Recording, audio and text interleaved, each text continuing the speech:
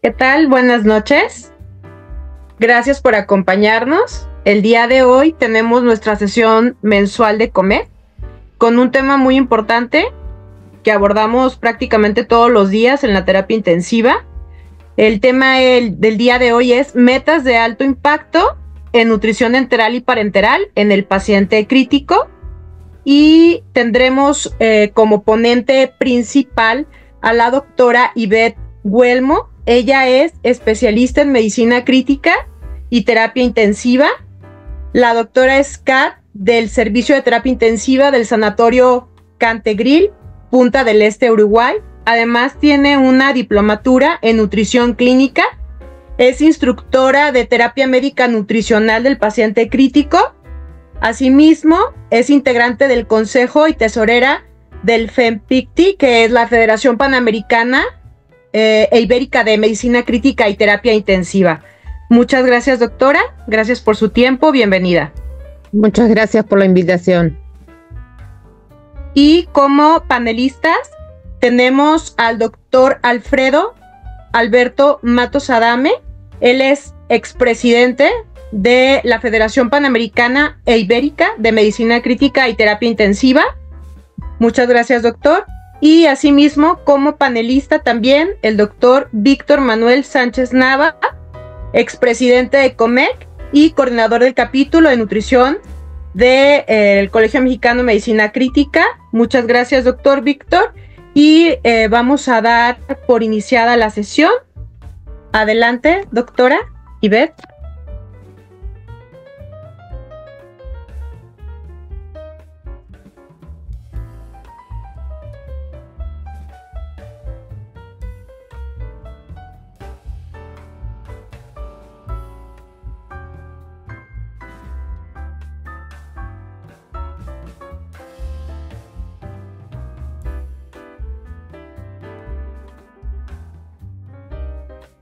Bueno, buenas noches a todos. Muchas gracias por la invitación. En el día de hoy vamos a hablar de las metas de alto impacto en nutrición enteral y parenteral en el paciente crítico. No tengo conflicto de intereses. Y bueno, un poquito para pensar algunos datos. 1/3 de los pacientes hospitalizados realmente llegan e ingresan al hospital con algún grado de desnutrición, y 2/3 de esos pacientes experimentan una disminución adicional del estado nutricional en el que tenían cuando ingresaron si no hay una intervención oportuna, lo que te aumenta el riesgo de complicaciones y readmisión. Y aproximadamente 1/3 de los pacientes ingresados en el hospital sin desnutrición sufrirán desnutrición durante la estadía hospitalaria. Y encima en los pacientes críticos la prevalencia de desnutrición varía del 38 al 78%. Esto es un poco para presentar la importancia que tiene la terapia nutricional en los pacientes hospitalizados y sobre todo en los pacientes críticos, para que empecemos a pensar un poquito desde otro punto de vista. Y es una cita Cotisalve: el paciente crítico, la desnutrición es a menudo una de las últimas cosas en la mente del equipo de atención médica. Siempre pensamos en los antibióticos, en la ventilación mecánica, en los sinotrópicos, y la verdad que lo último que nos ponemos a pensar es en la nutrición del paciente crítico, y es muy importante. O sea que hay que cambiar la cultura y tomar conciencia de la prioridad que tiene la terapia nutricional en estos pacientes. Las consecuencias de la malnutrición son un retraso en el destete de ventilación mecánica, aumento de estadía en UCI hospitalaria, aumento de infecciones, complicaciones, de la mortalidad, deterioro de la actividad física y aumento de costos. Y para que tomemos en cuenta, una pérdida de masa magra del 10% ya afecta la inmunidad del paciente con todas sus consecuencias, y un 20% afecta la cicatrización de heridas. Ya un 30% tiene mucho mayor riesgo de infecciones, y un 40% de pérdida de masa magra es incompatible con la vida, lo que te aumenta los costos también. Y si tenemos un paciente que al ingreso hospitalario ya tiene un grado de desnutrición y encima tiene una hospitalización prolongada, voy a tener un aumento mayor de costos y complicaciones y un riesgo mayor de muerte de ese paciente.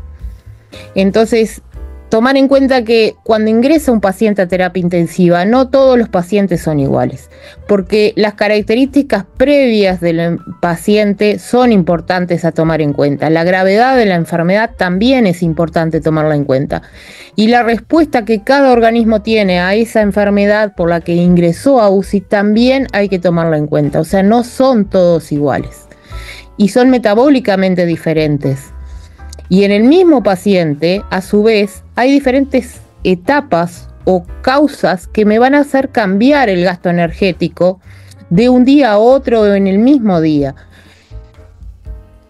Por ejemplo, si tiene fiebre, cosas que me aumentan el gasto energético, fiebre, la ventilación mecánica, si es un gran quemado, ¿tá? Pero también disminuye si yo lo tengo en hipotermia, con bloqueantes neuromusculares, sedación. Son todas cosas que tenemos que tener en cuenta en cada uno de los pacientes que nos ingresan, porque no son todos iguales y el mismo paciente varía de un momento a otro y de un día a otro. O sea que hay que revalorarlo diariamente y esto es muy importante. Entonces, la terapia nutricional son pacientes distintos, con respuesta metabólica diferente, con tratamientos iguales. ¿Tengo el mismo resultado? Es una pregunta que nos tenemos que hacer siempre, porque generalmente terminamos indicando lo mismo a todos los pacientes. Entonces, eso está bien, le ponemos 1500 kilocalorías día a todos y van a evolucionar bien. Tenemos que preguntarnos eso. Y eso lo hacemos y realmente después, cuando pasa el tiempo, cuando lo vamos a dar de alta y ahí ya no estamos tan pendientes de la ventilación mecánica, de los antibióticos y todo, y vemos el estado del paciente, nos damos cuenta que el paciente está con una desnutrición severa. Y así egresan muchos pacientes que sacamos de la unidad. ¿Y qué pasó en el medio? Nos olvidamos de la terapia nutricional. ¿Y por qué? Esto es un estudio de 4.512 médicos y enfermeras de Dinamarca, Suecia y Noruega que muestra las razones en la práctica clínica insuficiente de terapia nutricional. Y miren, la gran mayoría es falta de conocimiento, falta de interés. Miren la cantidad que no les interesa la terapia nutricional, falta de responsabilidad y también de documentación. O sea que es un tema importante y que no le prestamos atención. Entonces, como decíamos, es importante ver cómo era la condición previa del paciente, qué riesgo nutricional tenía antes de entrar a terapia intensiva y su estado funcional previo. La enfermedad aguda no es lo mismo un gran quemado que de repente un paciente séptico. Los requerimientos energéticos son diferentes, el grado de inflamación, la resistencia a la insulina, el estrés oxidativo, y después es muy importante también no olvidarnos de la rehabilitación, porque nosotros queremos sacar pacientes con buena calidad de vida después de la terapia intensiva. O sea que debemos hacer una terapia nutricional que sea individualizada y óptima para cada uno de los pacientes. Entonces, si los pacientes no son iguales, ¿cuál es el rol de la terapia nutricional en cada una de las trayectorias que cursa el paciente? Y bueno, el papel es modular la inflamación, estimular los mecanismos anabólicos, la resucitación metabólica.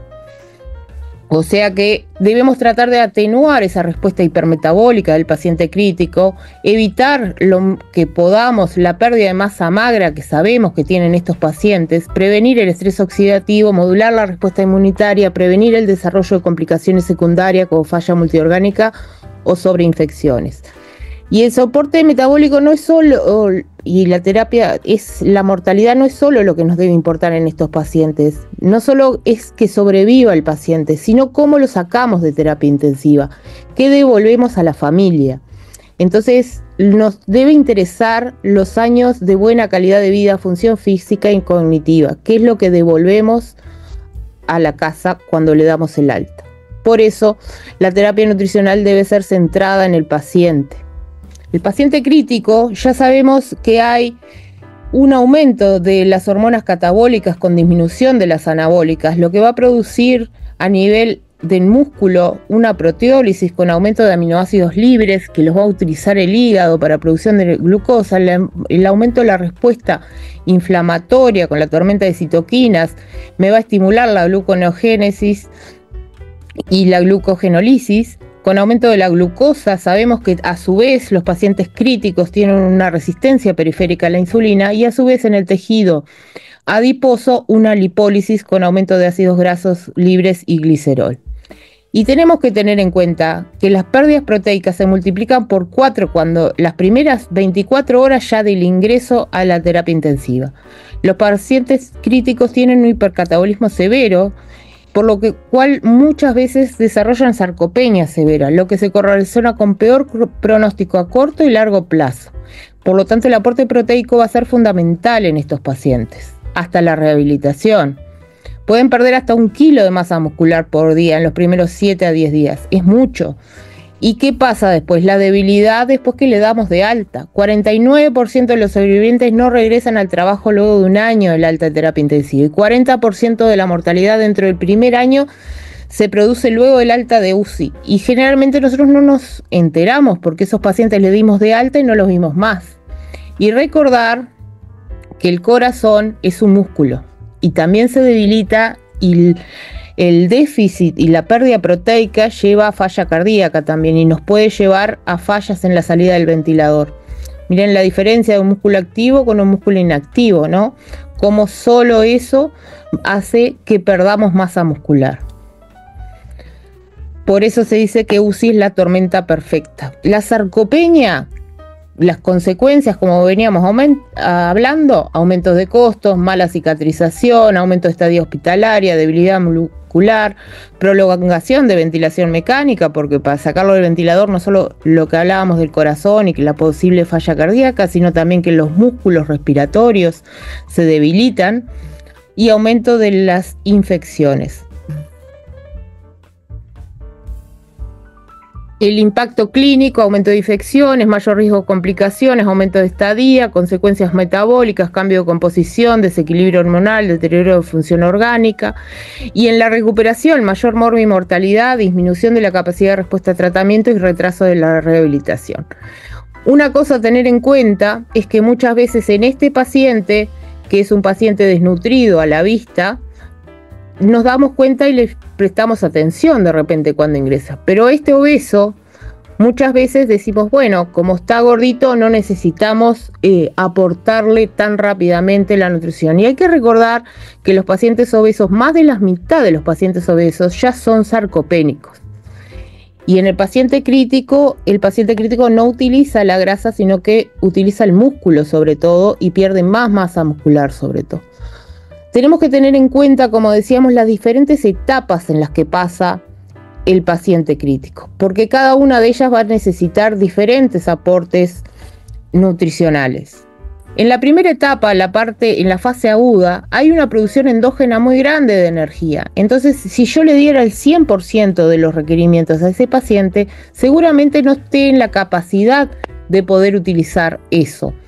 Entonces, recién después, cuando el paciente empieza a disminuir la producción de energía endógena, ahí es que empezamos a aumentar el aporte nutricional y de repente acá es donde puede empezar a jugar la nutrición parenteral suplementaria.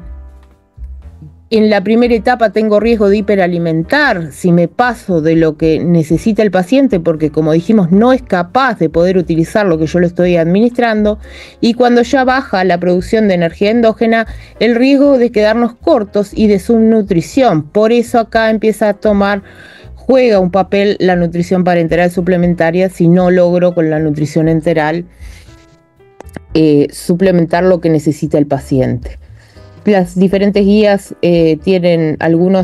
son más precoces en indicar la nutrición parenteral, otros esperan un poquito más. Y debemos aportar el 100% de requerimientos. Bueno, como dijimos, no es lo mismo las proteínas que las calorías, y no es que menos sea más, sino que se debe administrar la cantidad necesaria, ni más ni menos. Y lo que hablábamos, el aporte debe ser progresivo. Yo tengo que empezar lentamente, por ejemplo, empezar con un 25% de los requerimientos calculados, aumentando lentamente el aporte calórico, recordando que las proteínas también voy a irlas aumentando progresivamente y que en la fase aguda temprana no necesito dar el 100% de lo que calculé para ese paciente.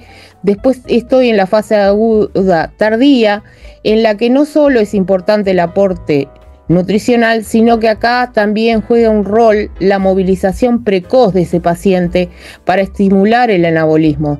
Van de la mano la terapia nutricional y la fisioterapia, y sobre todo en la fase tardía, acá es muy importante el aporte nutricional y el ejercicio de nuestros pacientes para poder sacar a ese paciente con las mejores condiciones posibles. Entonces los diferentes objetivos van cambiando de acuerdo a si estoy en la fase aguda, crónica o de recuperación. Pero si no lo mido, no sé dónde estamos. Entonces debemos medir la eficacia nutricional y la deuda calórica. Entonces la eficacia nutricional se calcula el volumen administrado sobre el estimado por 100. En la nutrición enteral sabemos que casi nunca llegamos al 100%, en la parenteral sí. Y la deuda calórica, esto es muy importante calcularlo, es volumen administrado menos el volumen estimado. Muchas veces nosotros indicamos una cosa, pero lo que pasa realmente en el paciente, sobre todo en la nutrición enteral, es donde tenemos ese problema, es mucho menos de lo que nosotros estimamos. Entonces hay que calcular esa deuda calórica, que va aumentando, como se ve acá, con el tiempo de estadía en UCI, por múltiples razones. Y sabemos que la deuda calórica acumulada aumenta la estadía hospitalaria, los días de ventilación mecánica, complicaciones infecciosas y mortalidad. O sea que un objetivo número 1 para nosotros es disminuir al mínimo lo posible las causas de deuda calórica, porque sabemos que empeora el pronóstico de los pacientes. Con respecto a las proteínas, hay un creciente conjunto de estudios que indica que sobre todo la suplementación proteica empeora la mortalidad a largo plazo y el deterioro de la calidad de vida después de meses de la salida de la terapia intensiva. ¿Y cuáles son las razones para una deuda calórica iatrogénica? Bueno, comienzos muy lentos, aumentos lentos de la nutrición enteral, de repente empezamos y nos olvidamos y quedó con lo que indicamos el primer día, que estábamos a dosis muy baja y nadie más se acordó de la nutrición y no se aumentó como se debía aumentar día a día. Interrupciones, sobre todo relacionadas con procedimientos o que no sean relacionadas con difusión gastrointestinal, de repente se fue a hacer una tomografía, la suspendí, me olvidé, fue a bloc. Múltiples causas de interrupciones, disfunción gastrointestinal, falta de monitoreo y control. Y la falta de monitoreo y control es una de las causas principales, porque si yo no monitorizo y controlo, no voy a evitar la deuda calórica. Y puede mejorarse todo esto con el uso de protocolos. ¿Por qué? Porque los protocolos mejoran la eficacia y la seguridad, son medidas de bajo costo, promueve el inicio precoz, aumenta el volumen de dieta administrado, volumen meta, disminuye el déficit calórico, mejora la evolución de los pacientes. Cuando uno tiene los protocolos no solo de nutrición, de la terapia nutricional, sino también de las complicaciones, el equipo trabaja mejor, porque el equipo ya sabe lo que tiene que hacer frente a una complicación. Entonces tiene que haber protocolos de la terapia nutricional en el inicio y cómo sigo, pero también protocolos de las complicaciones. Es muy importante eso, sobre todo para el equipo de enfermería, saber frente a una complicación qué pasos seguir, porque eso evita las interrupciones de la nutrición innecesariamente. Entonces, la nutrición enteral, siempre que no existan contraindicaciones, es la primera que debemos pensar en los pacientes críticos y que no sean capaces de sostener la vía oral. Cuando pensamos en una terapia nutricional óptima, en el paciente crítico tenemos que pensar 3 cosas. El lugar de aporte, siempre la enteral va a ser preferible a la parenteral. La cantidad de sustratos, debemos aportar todos los requerimientos. ¿En qué etapa estamos de ese paciente crítico?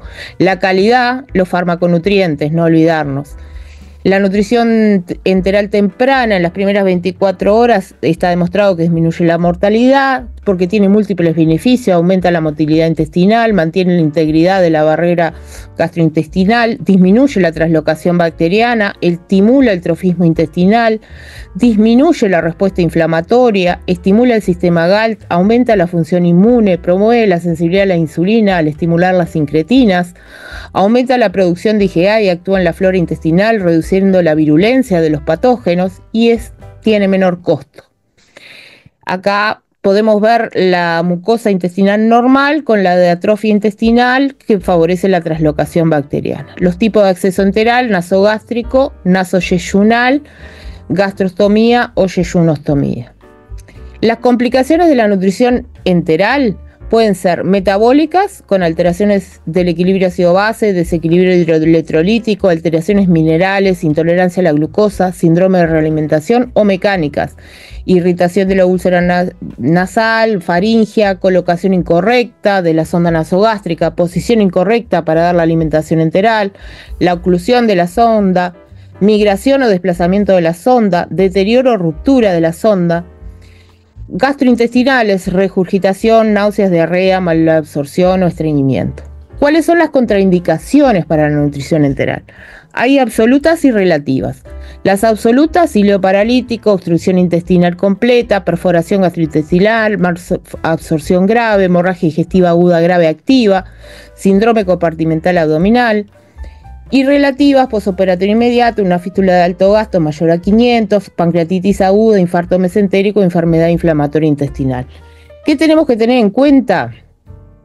Que el objetivo calórico proteico debe lograrse progresivamente y no antes de 48 horas. Esa progresión debe ordenarse por un protocolo, como dijimos, para evitar aumentos bruscos o demasiado rápidos o muy lentos. La mayoría de las fórmulas enterales tienen altas calorías no proteicas, por lo cual muchas veces debemos hacer suplementos de proteínas según las necesidades del paciente si no llegué a los requerimientos calculados. Y podemos aproximarlos a la evaluación del catabolismo y necesidades proteicas por la medición de pérdida de nitrógeno, hacer el balance nitrogenado y no olvidarnos que el ejercicio puede disminuir el catabolismo proteico y los efectos beneficiosos de la terapia nutricional.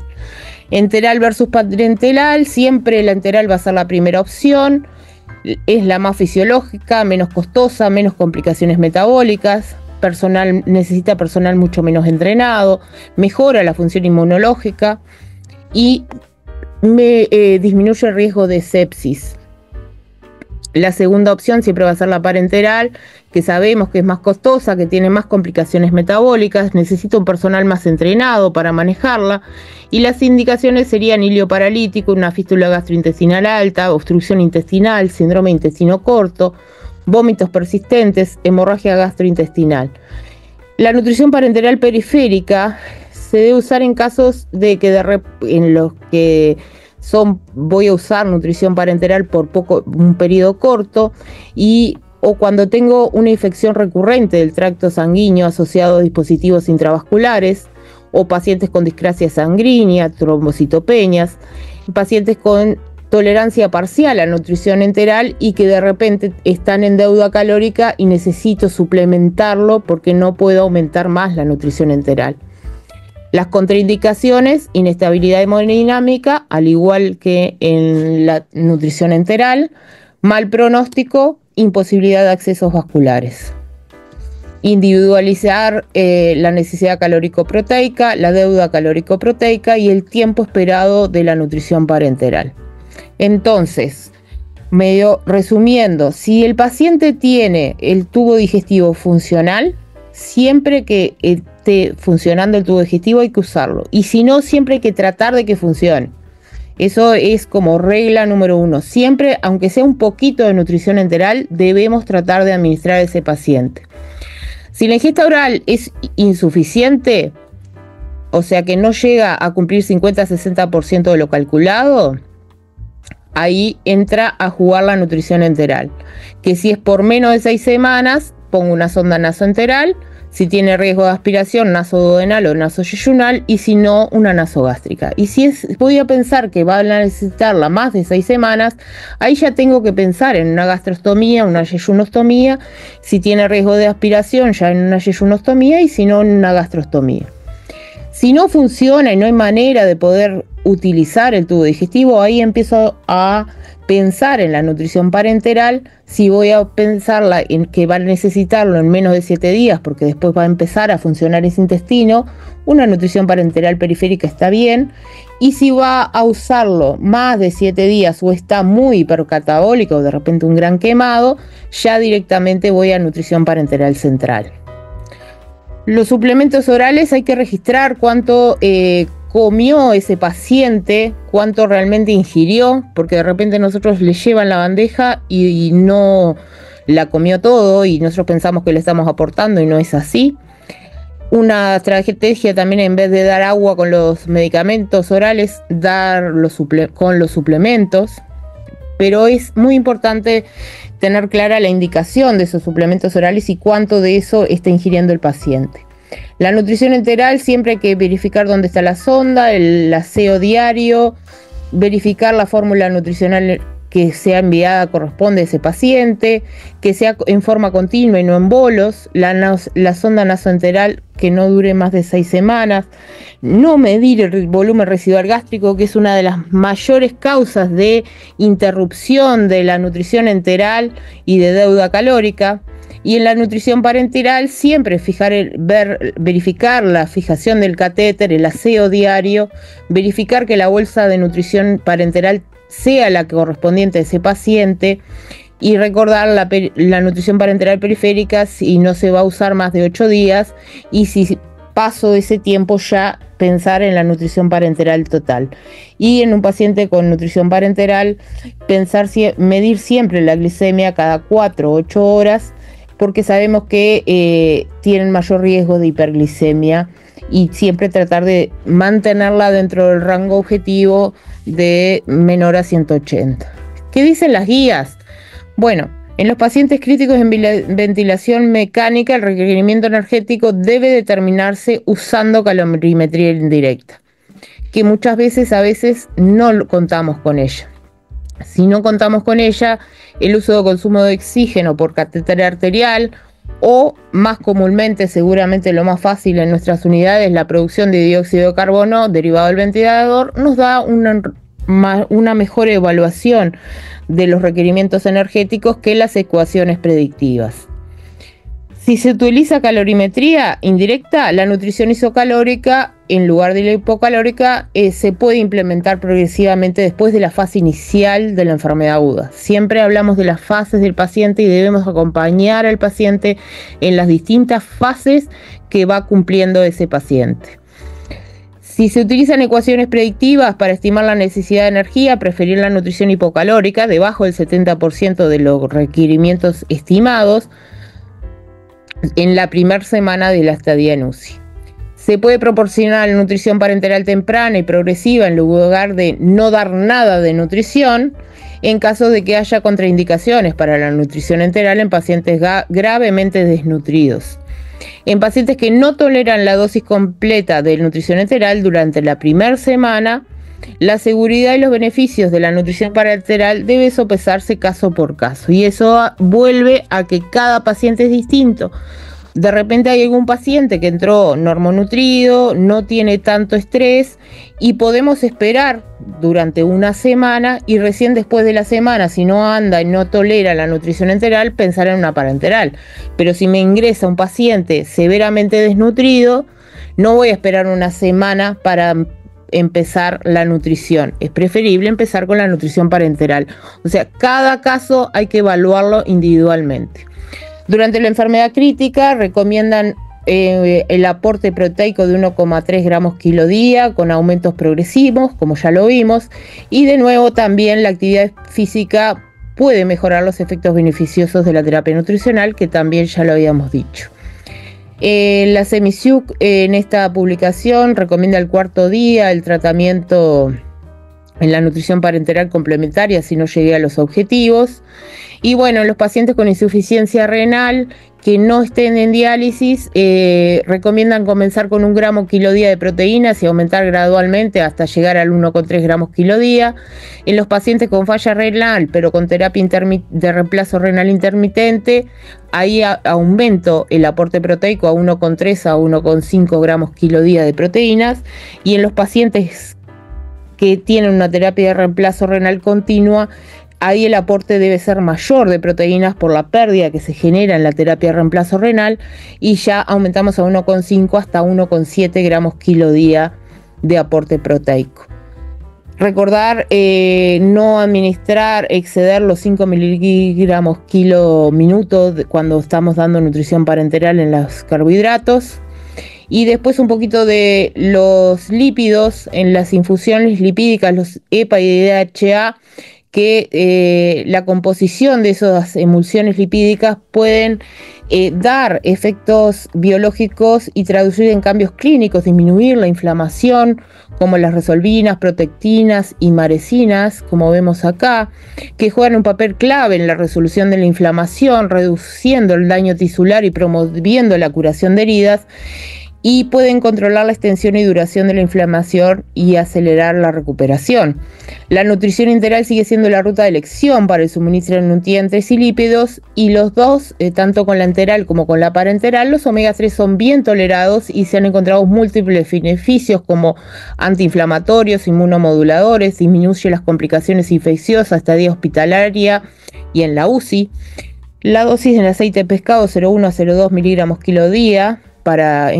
Se necesita para ver los beneficios en la sobrevida, estadía en UCI, infecciones, y para disminuir los requerimientos antibióticos de 0,15 a 0,2 miligramos kilo día. No se encontró aumento de sangrado, es costo efectivo, compensado el aumento de costos que puede dar poner omega 3 en la nutrición parenteral. La disminución de estadía hospitalaria, disminución de uso de antibióticos, con eso se compensa la diferencia de gastos. Disminución de infecciones, sepsis, disminución de estadía hospitalaria, esto es lo mismo, menos infecciones, menos estadía hospitalaria. La preocupación de riesgo de sangrado que muchas veces hay con las emulsiones lipídicas en pacientes con anticoagulados, con clopidogrel, warfarina, con alto riesgo de sangrado posoperatorios. Está demostrado que no hay evidencia que el aceite de pescado y las emulsiones lipídicas aumenten el riesgo de coagulopatía o sangrados, o sea que son seguros darlos en estos pacientes. El aceite de pescado se asoció con una disminución en las infecciones y estadía hospitalaria. Y bueno, la dosis no exceder 1,5 gramos de kilo día de lípidos, y EPA DHA 0,1 a 0,2 gramos kilo día son lo que dicen las guías. Puntos de controversia y mitos: estabilidad para la nutrición enteral, estabilidad hemodinámica, residuos gástricos, ruidos hidroaéreos, diarrea, posición prona, EPO. Vamos a hablar de los más importantes. Residuos gástricos ya dijimos no medirlos porque es una de las causas más frecuentes de interrupción de la nutrición enteral. No necesito esperar los ruidos hidroaéreos para comenzar la nutrición enteral en un postoperatorio. Y la diarrea, tengo que siempre recordar, descartar otras causas de diarrea y no que sea lo primero en suspender la nutrición enteral cuando un paciente tiene diarrea, que es una costumbre muy común en todas las terapias de nutrición, en todas las UCIs, perdón. ¿Qué dicen las guías con respecto al shock? Que la nutrición enteral debe ser evitada hasta que el paciente esté completamente resucitado y estable. Y esto corre tanto para la nutrición enteral como para la parenteral. Si yo tengo un paciente en shock, lo primero es reanimar a ese paciente. No voy a estar pensando en la nutrición en un paciente que estoy reanimando. Una vez que el paciente está reanimado, estable y mejora, recién ahí voy a empezar a pensar en la nutrición. Los pacientes críticos deben recibir la nutrición enteral dentro de las 24 a 48 horas de diagnosticada la sepsis.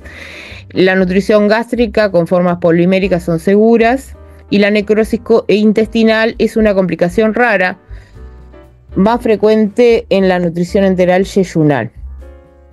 O sea, en estabilidad hemodinámica la nutrición enteral está contraindicada, pero cuando yo logro tener un paciente estable, que ya no tengo que estar aumentando los inotrópicos, no he pasado cargas de volumen en las últimas 6, 12 horas y el lactato está en descenso, ahí yo puedo empezar lentamente con la nutrición enteral trófica con la nutrición. O sea que es un paciente que ya lo reanimé, que ya está estable y yo no aumenté la dosis de inotrópicos.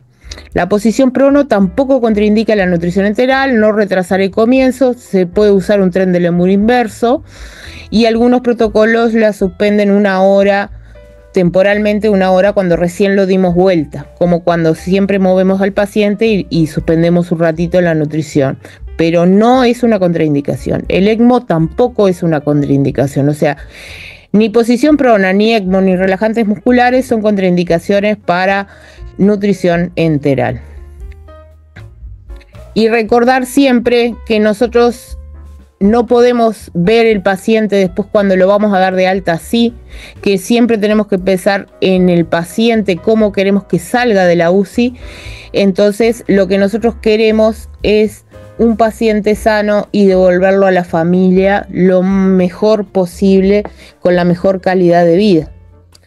Entonces, no olvidar que la malnutrición aumenta la mortalidad, aumenta estadía hospitalaria, aumenta costos, aumenta estadía en UCI, y que la evaluación nutricional temprana, soporte nutricional personalizado, intervención multidisciplinaria, monitoreo continuo y protocolos estandarizados disminuyen esa malnutrición. Entonces, iniciar nutrición enteral en todos los pacientes en las primeras 48 horas, avanzar en pasos diarios de a 20-25% para alcanzar el objetivo en los primeros 4 o 5 días, solo considerar nutrición parenteral suplementaria luego del 4º o 5º día si no llegué a la meta. Los protocolos de nutrición enteral, no olvidarnos los protocolos de las complicaciones de nutrición enteral, crear la conciencia de importancia de la terapia nutricional en el equipo. El equipo multidisciplinario es fundamental, empoderar a las enfermeras de la UCI porque son las que están todo el día con el paciente, realizar una capacitación continua del equipo para ir disminuyendo los errores que vamos cometiendo, eliminar las barreras, crear metas a corto plazo, medir el rendimiento de las metas que me voy poniendo, y suministrar una retroalimentación, un feedback, o sea que se vaya viendo los progresos que vamos haciendo, porque es una manera de estimular al equipo a seguir trabajando, construir sobre el cambio y cambiar la cultura. Individualizar la terapia nutricional. No olvidarnos del tratamiento correcto, en el paciente correcto, en el momento correcto. Entonces, la intervención nutricional oportuna, recordar que reduce las complicaciones y mejora el pronóstico en los pacientes críticos. Muchas gracias.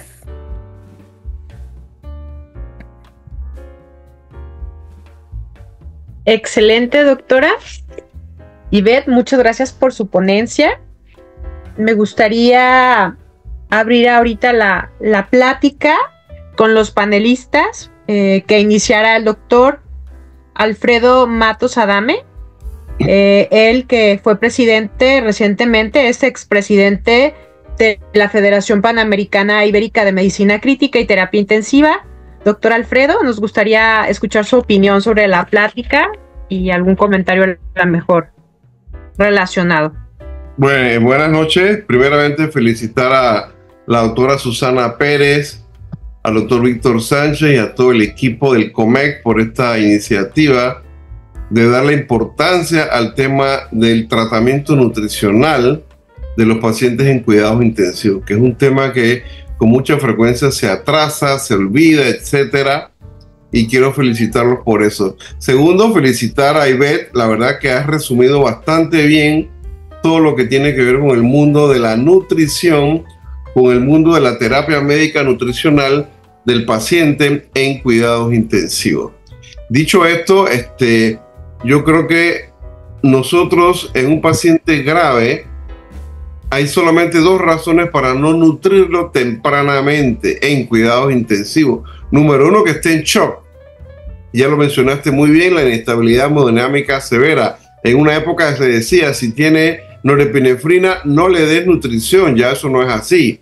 Ya vemos la dosis de norepinefrina que tenga el paciente y hay reglas generales que nos orientan a tomar una decisión. Por ejemplo, si tenemos una dosis de norepinefrina menor de 0.3 micras kilo minuto, podemos dar muy bien nutrición enteral si la dosis está entre 0.3 a 0.5, no más de 25 mililitros por hora de norepinefrina, y si la dosis es mayor de 0.5, no dar nutrición ni enteral ni parenteral.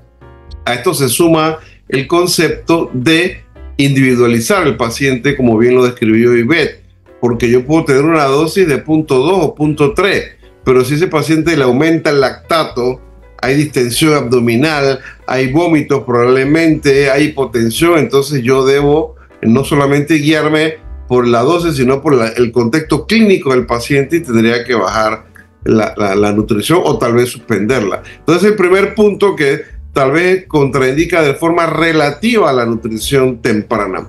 El otro es que el paciente, el punto 2, que el paciente requiera cirugía. Se va a operar en las siguientes 6 horas, en las siguientes 8 horas, entonces esa es otra razón para tal vez detener el inicio de la nutrición enteral o parenteral. Pero si no existe ninguna de esas dos razones, debemos nutrir al paciente. Y muy bien lo dijo Ivette también, la decisión de usar el tubo digestivo no depende de la enfermedad que tenga el paciente, sino que depende si el tubo digestivo funciona. Si el tubo digestivo funciona, yo debo iniciar nutrición enteral. No depende de la enfermedad del paciente, sino, repito, de que el tubo digestivo funcione o no funcione. Y algunos expertos dicen, bueno, si no funciona, hágalo funcionar. Entonces, en ese sentido, pues se van desarrollando una serie de parámetros o medidas que muy bien evaluó Ivette. Y aquí lo importante es estar claro en que el paciente está recibiendo la dosis adecuada de proteína.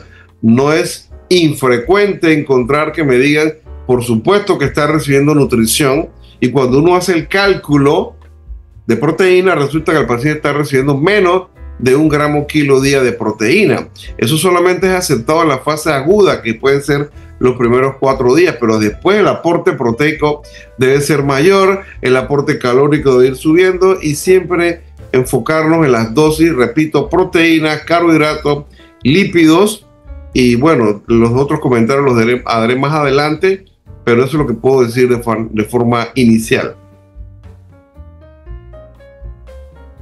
Muy bien, creo, doctor, que con eso también se contesta la pregunta que nos hace Manuel Martínez Rojas con respecto a cuál es la dosis de norepinefrina segura para la nutrición enteral. ¿Verdad que es una de las preguntas que nos hizo y que ya usted nos contestó? Muy bien, doctor, muchas gracias. El doctor Víctor Manuel Sánchez Nava, que fue también expresidente de COMEC y coordina el capítulo de nutrición del Colegio Mexicano de Medicina Crítica. Doctor Víctor, sus comentarios. Sí, buenas noches. Antes que nada, agradecer la amable invitación de la mesa directiva, de Marta Susana y del comité de los simposios para dar paso a este tema. Y claro, felicitar a Ivette. La verdad es que dio como dijo Alfredo, un buen resumen, y nos abrió la panorámica de lo que es la terapia médica nutricional en el enfermo grave. Así como lo dice el tema, creo que es muy importante tener claro que el tener protocolos adecuados de cuándo y cómo iniciar el manejo de los pacientes graves en cuanto a la terapia médica nutricional es muy importante. Desde la selección de la fórmula, sabemos que todas las fórmulas enterales son hiperosmolares, de tal manera que yo voy a buscar una fórmula que sea lo más isosmolar posible y que además tenga una cantidad adecuada de proteínas, y no que sea una dieta que rebase una relación kilocalorías proteica nitrógeno de más de 150 180 al 1, que es la fórmula polimérica estándar. Yo voy a buscar que sea una fórmula que tenga un alto contenido proteico y baja cantidad en calorías no proteicas. Generalmente hay fórmulas especiales para pacientes graves que guardan una relación de 80 y no más de 100 a 1, y es la fórmula que tengo que iniciar con los pacientes graves. Desgraciadamente en Latinoamérica hacemos a veces nutrición basada en existencias. Le pones al paciente lo que tenga disponible, sobre todo en los sistemas de seguridad social. donde no hay. Entonces ahí tenemos que pensar en dar pequeños módulos de proteínas que afortunadamente ya existen y enriquecer esas fórmulas poliméricas estándar. Y algo también que tenemos que tener importante, ya se mencionó, es el protocolo de no iniciar con el 100% de los requerimientos. Si estamos hablando de que una fórmula son con osmolaridades muy altas, si yo le empiezo la fórmula a dosis totales, pues ese paciente va a tener diarrea de todas, ¿verdad? En cambio, si yo empiezo con una dieta isonietrogenada y isocalórica de 1 caloría por mililitro a 20 mililitros por hora, si yo en 24 le doy 20 mililitros por hora, le estoy dando 500 calorías en 24 horas. Y esto quiere decir que el paciente va a tener requerimientos, al menos la cuarta parte de sus requerimientos proteicos. Creo que eso es muy importante, protocolizar al paciente para poder tener una terapia médica óptima. Gracias. Muy bien, doctor Víctor, muchas gracias por sus comentarios.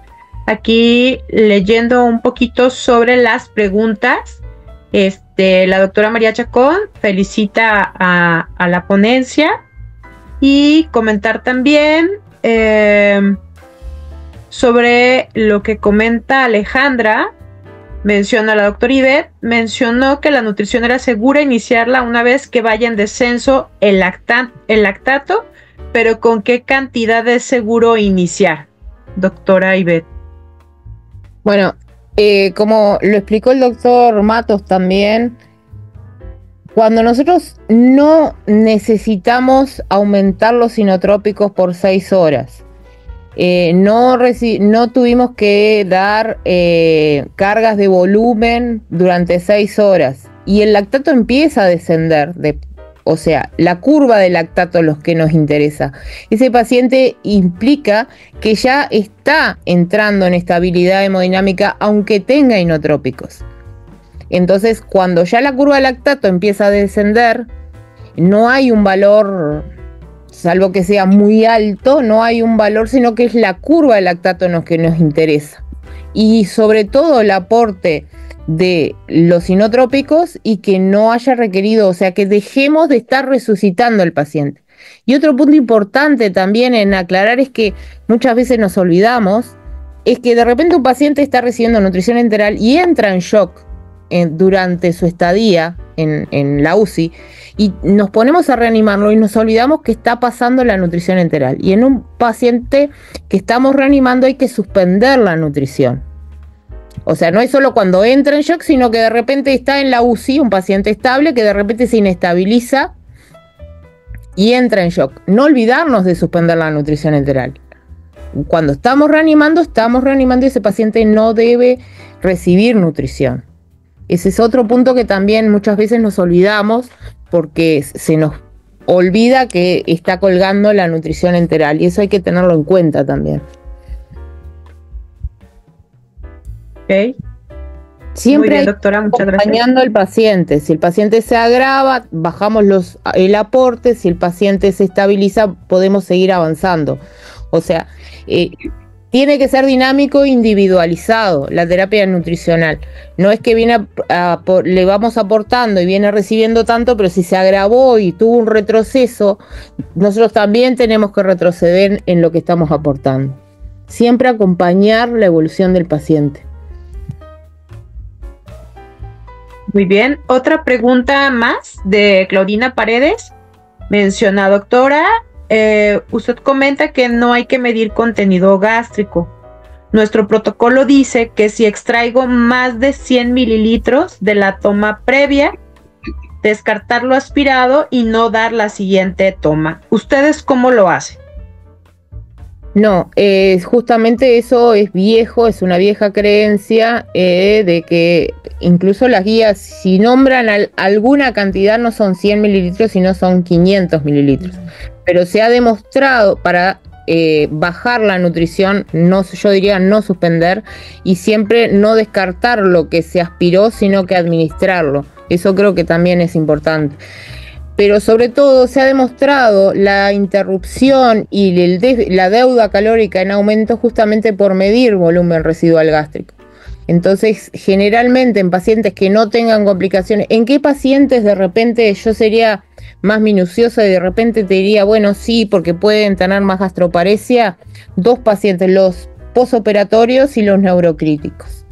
¿Tá? De repente en esos tengo un poquito más de cuidado y necesitan un poco más y los podría llegar a medir, y en 500 mililitros sería el tope donde yo diría, bueno, bajamos a la mitad sin suspender el aporte que está recibiendo y buscamos otras causas de gastroparesia, que no haya disionía, que no haya otras causas, y ponemos antieméticos también, ¿tá? Entonces son muchos pasos antes de suspender la nutrición enteral. Es un error común y es una de las mayores causas de suspensión de la nutrición enteral, a mi punto de vista equivocado. Sí, quisiera comentar, si puedo, enfatizar en ese aspecto. El concepto de medir de forma rutinaria el volumen residual gástrico desapareció hace más de 10 años, 15 años. En una época se hacía de rutina, ¿verdad? Se daban tandas, sesiones de nutrición de 4 o 5 horas, se esperaba 1 hora de reposo y luego se medía el residuo gástrico. Pero poco a poco fueron apareciendo estudios que demostraban que pacientes con bajo volumen residual gástrico broncoaspiraban, y lo contrario, pacientes con alto volumen residual gástrico no broncoaspiraban. Entonces, por lo general, la medición del volumen residual gástrico no pronosticaba quién tiene riesgo de broncoaspirar y quién sí y quién no. Por eso se dejó de hacer de forma rutinaria. Habrá pacientes en que habrá que medírselo, como lo que acaba de mencionar la doctora Ivette, gente con gastroparesia, en verdad son casos especiales, pero no hacerlo de forma rutinaria, porque en verdad lo que hace es afectar más al paciente y no lo beneficia como creíamos en un pasado. Otro aspecto importante que cabe mencionar es que una buena práctica, una vez que uno decide dar nutrición enteral, es empezar procinéticos. Esa es una buena práctica. Si yo le voy a dar a un paciente nutrición enteral, tengo que empezarle también procinéticos y no esperar que el paciente esté distendido, que el paciente te diga, no, oiga doctor, es que empezó a regurgitar, para entonces indicar procinéticos. Una vez, y parte de nuestro protocolo de manejo debe ser inicio nutrición enteral, inicio procinéticos. Esto es muy importante para que podamos asegurar un éxito en el protocolo de nutrición enteral de nuestras unidades. De acuerdo. No sé si estén de acuerdo, Alfredo y Ivette. Sí, por supuesto. Sí, totalmente. Sobre todo el cirujano, ¿verdad? Que está cuidando su anastomosis de la tripa. Y no nos deja darle nutrición. Es que algo que no dije es que el doctor Alfredo Matos sí es intensivista, pero tiene un pequeño defecto. Ajá. Su primera especialidad es cirujano. Ya. Se ha ido educando poco a poco. Ajá. Muy bien. Con respecto también a los procinéticos, una de las preguntas en el chat es ¿cuál opción sería ideal en los pacientes críticos? Bueno, el de primera línea generalmente no tenemos, o sea que lo que casi todas las unidades cuentan es con la metoclopramida, el Primperan, ¿no? Porque realmente es la que tenemos todos en todas nuestras unidades. Y recordar que a los 6 días más o menos se puede generar tolerancia y que de repente haya que rotar, ¿no? Que eso también puede pasar y se sabe que pasa con este prokinético. Y porque como dice Ivette, lo que tenemos más a la mano es la metoclopramida, pero el procinético ideal sería la eritromicina y no desde 500 miligramos. La eritromicina estimula la motilina y es un excelente procinético. La dosis debe ser 75 miligramos intravenoso cada 8 horas, pero no en todos los países disponemos de de eritromicina intravenosa, ¿verdad? Eso sería el gol estándar. Y bueno, si estamos dando nutrición enteral, tal vez la citiapida, el Pemix, que si queréis se llama aquí comercialmente, es una buena opción, tratando de evitar los efectos extrapiramidales de la metoclopramida. Muy bien. Muy bien. Tenemos aquí felicitaciones para todos y saludos desde Guadalajara y desde San Miguel, El Salvador, que estuvieron presentes en la ponencia. ¿Algún comentario final, doctor Alfredo Matos? Sí, yo había dicho que hay dos razones para no iniciar nutrición. Había dicho el paciente en shock, el paciente en inestabilidad hemodinámica, que estamos reanimando, etcétera.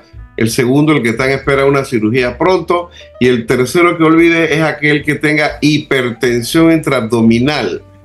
Cualquier patología intraabdominal que te vaya elevando la presión intraabdominal, hay que estar pendiente que no me afecte la digestión y absorción de nutrientes. Recordando que la presión intraabdominal normal es por debajo de 8 milímetros de mercurio. Hablamos de hipertensión intraabdominal cuando es mayor de 12 milímetros de mercurio. Y cuando ya llego a 12, ahí tengo que bajar la infusión de la nutrición enteral a la mitad. Tendría que hacer otras medidas médicas para tratar de que no siga subiendo la presión intraabdominal, pero si ya llego a 15, 16 milímetros de mercurio, hay que detener la nutrición enteral, ¿verdad? Y entonces pensar en cómo descomprimir el abdomen. Una vez se descomprime el abdomen, el paciente se maneja con abdomen abierto, puedo reiniciar la nutrición enteral. Entonces en una época se decía, bueno, todo paciente con abdomen abierto, acuérdense que son pacientes quirúrgicos, eso no lo ve el doctor Sánchez, porque él no sabe de esos aspectos quirúrgicos abdominales, pero antes se decía que los pacientes con abdomen abierto no debían recibir nutrición enteral, hasta que ya está claro que esto solamente se cumple si el paciente tiene lesión intestinal, es decir, un paciente tiene abdomen abierto y lesión intestinal, no dar nutrición enteral. Pero si tiene abdomen abierto y el tubo digestivo está íntegro, no hay lesión intestinal, muy bien se le puede dar nutrición enteral. Ese fue un aspecto que quería resaltar. Muy bien, doctor, muchas gracias. Comentario final del doctor Víctor Sánchez Nava. Sí, algo muy importante. Hablando específicamente del protocolo de nutrición enteral. Si yo tengo mi protocolo de ir aumentando de 20 mililitros en 20 mililitros cada 8 a 12 horas y al tercer día, a las 72 horas, no llego al 60% de los requerimientos calórico-proteicos del paciente, tengo que empezar ahora en nutrición parenteral suplementaria. Siempre tener en el radar, no más de 72, 96 horas sin llegar al 70-80% de los requerimientos. Si no puedo llegar a esos requerimientos, tengo que pensar en nutrición parenteral suplementaria. Eso es lo que recomiendan las últimas guías también, conforme con lo que dijo Ivette, de ir escalando poco a poco la cantidad de proteína, la cantidad de relación kilocalorías no proteicas ni nitrógeno, ir escalando poco a poco. Nomás no olvidar eso. Es fundamental para tratar de evitar al máximo esa deuda calórica que nos mencionó Ivette. Es correcto. Muchas gracias.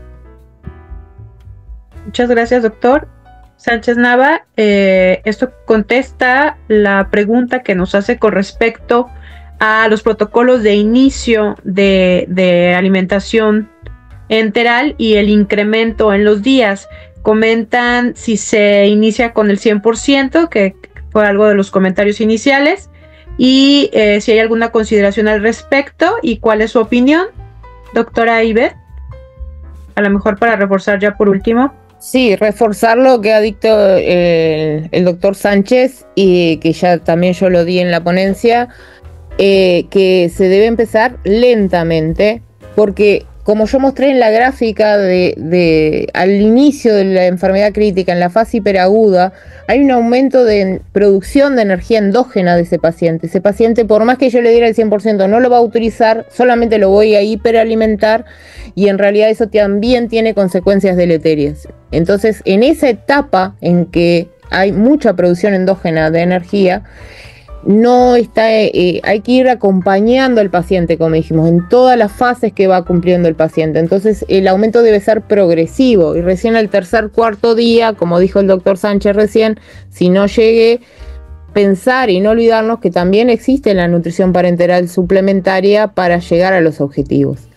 Y recordar tener no solo el protocolo de inicio y seguimiento de la nutrición, también el protocolo, creo que es muy importante, el de complicaciones, para que el equipo sepa qué hacer frente a las diferentes complicaciones, porque si no, la primera medida siempre es suspender la nutrición enteral, y eso aumenta la deuda calórica. Entonces los protocolos son fundamentales, protocolo de inicio, de progresión, pero también el de complicaciones, para que el equipo, y siempre ir educando al equipo y hacer refreshment, evaluar cómo están actuando, corregir los errores, el feedback ese y el trabajo en equipo es fundamental para poder disminuir al máximo posible la deuda calórica. No olvidarnos de la terapia física y la importancia que tiene para estimular el anabolismo también, y individualizar y siempre acompañar cada etapa del paciente en las que está,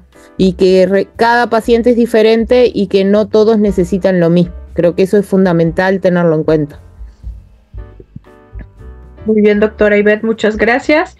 Ya por último, dos preguntas que comenta María Chacón sobre qué opinan de continuar la alimentación enteral transoperatoria.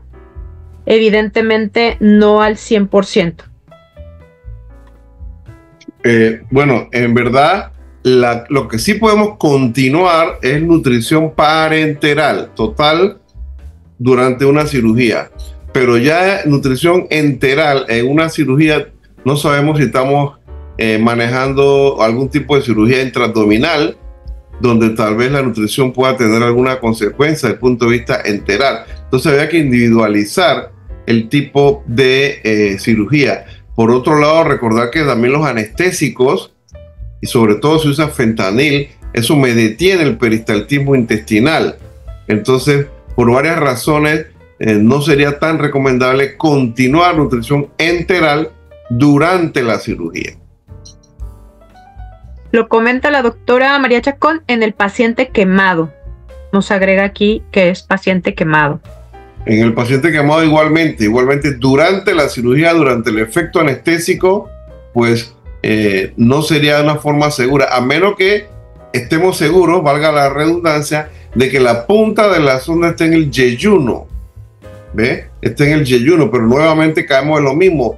Necesito darle fentanil, darle narcótico, y eso me detiene el peristaltismo intestinal en el paciente que sea, ¿no?